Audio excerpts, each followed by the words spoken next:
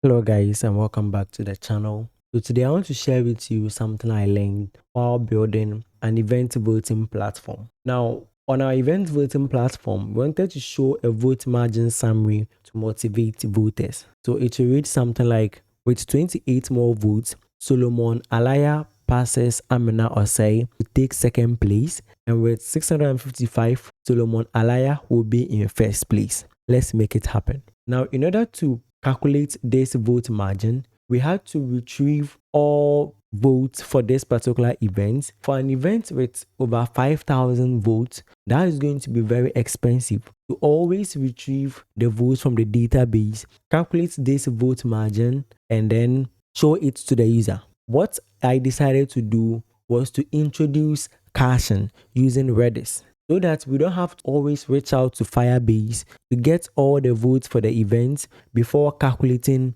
this vote margin. Now, with Redis came an interesting problem called race condition. Now, I want to take you guys through the problem I had and how I fixed it. So, this is the flow. When a user visits the voting page, we first make a request to our backend to get the number of votes available for the events as well as the nominees and then their position. If we have a cache stored for this votes data, then everything is perfect. We just retrieve the votes from the cache, calculate the margin summary, and then we show the votes margin summary on the voting page. But the issue arises when there is no cache available for this particular event. So if there is no cache, ideally what we will do is we will fetch the votes from the database, populate the cache, calculate the vote margin, and then show the vote margin on the vote page. That sounds simple, right? But then what happens when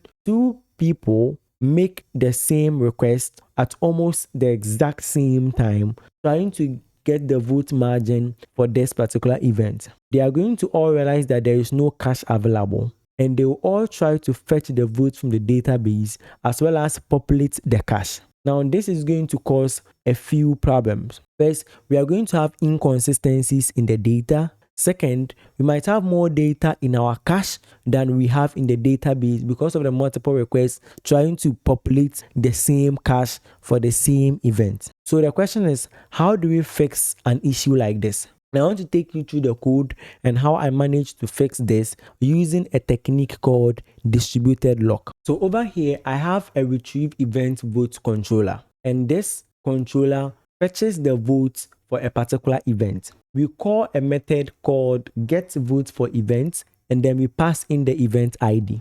Now, if you look at the implementation for this get votes for events method, what we try to do first is to get the vote from cache. So if the event has 5,000 votes, we just first try to retrieve all the votes from the cache. Now, this method will either return a list of votes or null. If it returns some number of votes, which means the vote is not empty, then what we do is that we simply just return the votes we had from the cache. What happens if we don't have any votes? The first thing we do to prevent race condition, which is two different requests trying to change a critical section of our app at the same time, is we create something we call a lock key. The core idea of a lock key is to make sure that only one process can be doing a specific critical thing at any given time. In our case, the critical thing is initializing the cache for an event when it is empty. Another way you can look at the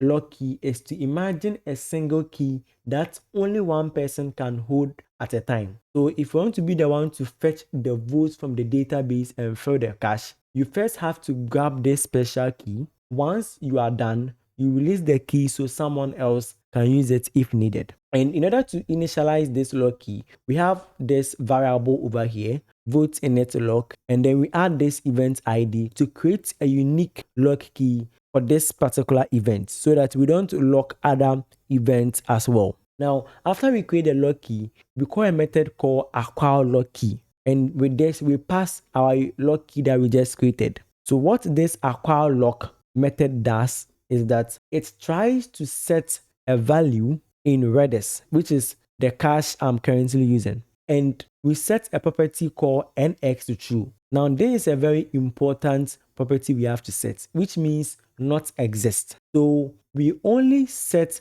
the lock key if already there is not a key that exists in Redis. What this means that if we are successful in setting this lock key, then it means we are the first person to acquire this lock, because if we are not successful, then it means someone already has set the lock key and the person is currently trying to fetch the data from our database and populate the cache. This result will return OK if our request to set the lock key was successful. So if we are able to get the lock key, that means we are the first people to reach this functionality where there was no lock key already set. Now what do? We first double check by retrieving the vote from cache again. The reason why we do this is that maybe during the time we're trying to acquire the lock key, there was already a request that was ahead of us, acquired the lock key,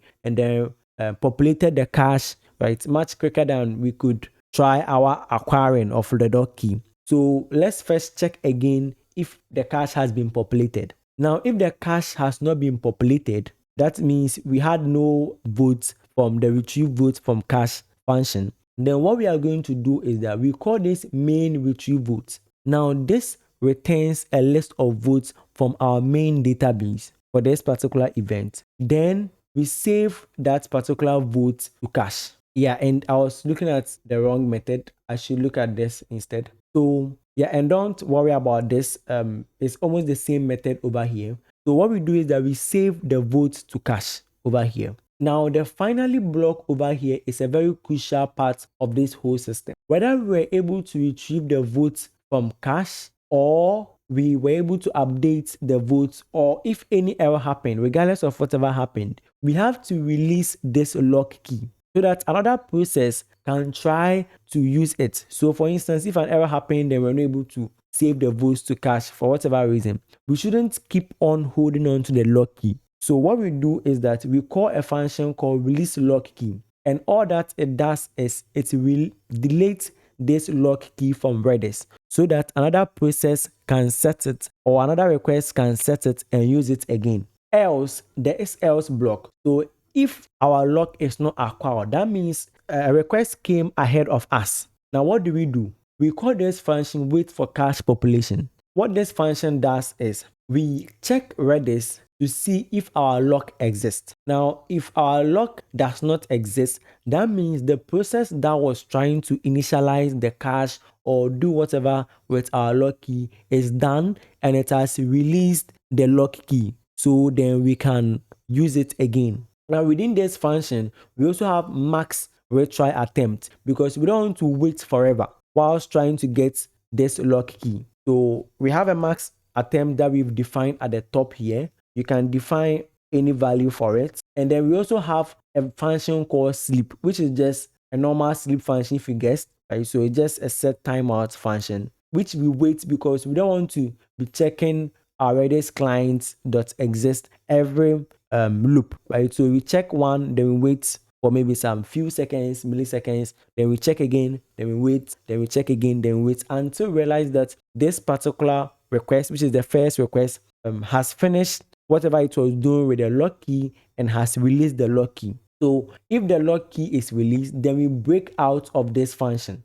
We break out of this loop. Then we fetch the votes from cache again, because after we've waited for a while and then realized that the lock key has been released, it means that the request that was trying to populate the cache is done. Therefore, we should retrieve the votes from cache again, and this time around we are sure that we will get our vote from cache and then finally return our vote. And you realize that this is declared with let, so that at each point when we get our vote, we can set the value to the final vote variable and then return it down here. And that is how I use distributed lock to prevent race conditions when initializing our cache. And let me know if you guys are interested in more backend breakdown content like this, and I would provide more of them. Also, let me know what you guys think in the comment section. If you face any issue like this before, I'll be glad to see how you went about it. Thank you very much for watching,